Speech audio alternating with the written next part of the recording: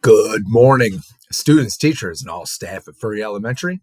Can I please have your attention for the announcements? Well, when we respond to events, which we're going to be doing all the time, we want to be able to produce an above the line outcome. We want to be problem solvers, and we want to be able to make that positive difference. And this is why we work so hard on our above the line responses. This is why we press pause, we get our minds right, step up, and learn that we're going to have to also adjust and adapt.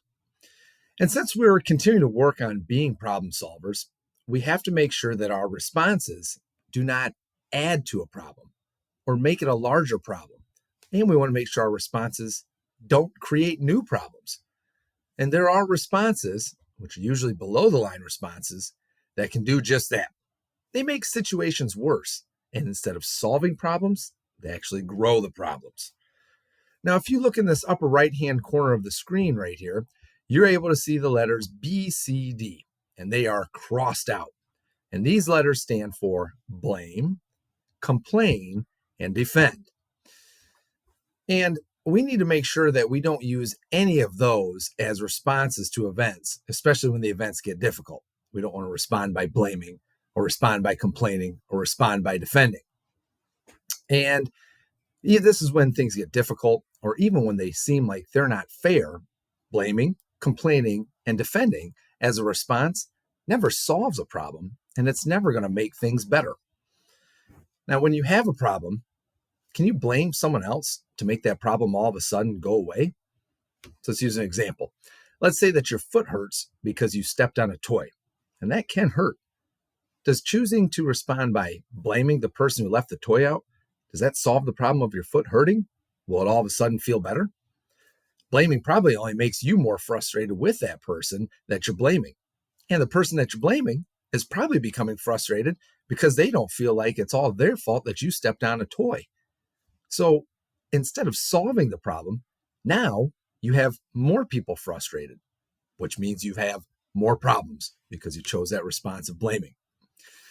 And even though other people may create parts of an event that make things more difficult, why would you spend your focus and your energy on blaming them when you could spend that energy on stepping up to the challenge and solving whatever the problem may be?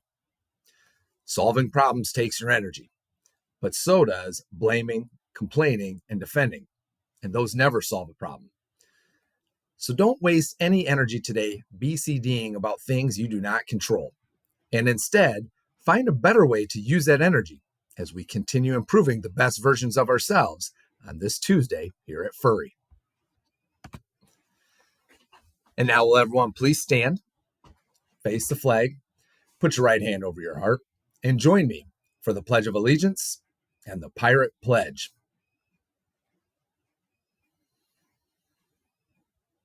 I pledge allegiance to the flag of the United States of America and to the republic for which it stands, one nation, under God, indivisible, with liberty and justice for all. At Furry Elementary School, we work to build trust so we can count on each other. We own our responses and take responsibility for our actions. We work to connect as pirates and support one another. We learn the pirate way so we can be the best versions of ourselves. All right, thank you, everyone. Today is Tuesday, November 1st, 2022, and for lunch today will be French toast with syrup, sausage, sweetie tater tots, and juice. If you're choosing a sandwich this week, it's either turkey or peanut butter and jelly. A couple birthdays to celebrate today at Furry. We want to say happy birthday to Daniel Haynes and Kathan Budd, who are both celebrating their birthday today with the Furry team. We hope both you gentlemen enjoy getting a year older and celebrating with all of us here at Furry. And we have a lot of academic congratulations to recognize this morning. And we're going to start by first saying congratulations to kindergarten students Thea Schlett and Case Keck, who joined the Alphabet Club, and that's in Mrs. Obergefell's class. Congratulations to kindergarten students Hayden Bath and Max Zebong for joining the Alphabet Club in Mrs. Cassidy's class.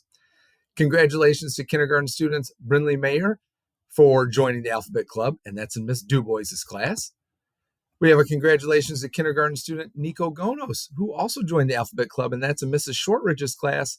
And then finally, for the kindergartners, congratulations to Brindley Mayer and Annabelle Garman, who joined the Alphabet Club in Mrs. Booth's class. So we want to say congratulations to all of those kindergarten students who are working hard to join that Alphabet Club. And we also want to say congratulations to second grade student Tyler Carruthers, who completed the addition facts, and that's on the extra math program in Mrs. Mapes' class. Well done to all of those students who are putting in the work to be the best versions of themselves with their academics. Now we'll go ahead and take that time to press pause and get our minds right. We do a little bit of our breathing this morning and realizing that we don't want to spend any of our energy today on blaming, complaining, or defending. And instead, we'll focus on being problem solvers. So let's go ahead and start by first breathing in for 4 and hold. Breathe out. All right, very good. We'll move on to our other announcements. Just one announcement for today. We will have a building evacuation today, and that's going to be at 2:15. And what this means, students, this is when we actually are all exiting the building, the same way we would for a fire drill. But this is if we were to have to get off the entire Furry campus. So just as we evacuated earlier in the year, or went all the way up to the church that's by Columbus Ave to view that procession, we are going to head to that same area today, follow the same route that we did. So it's important that you just follow your teachers, follow the line of students as we head out the blacktop area, out of the fence, and all the way through the neighborhood and the neighbors right next to Furry up to that church area. We will meet in the back parking lot. Make sure that you are staying in your class's lines. And that's going to be it for the announcements this morning. So let's make sure we continue to work hard to build trust, to own, and to connect. Let's make it a great day, Furry.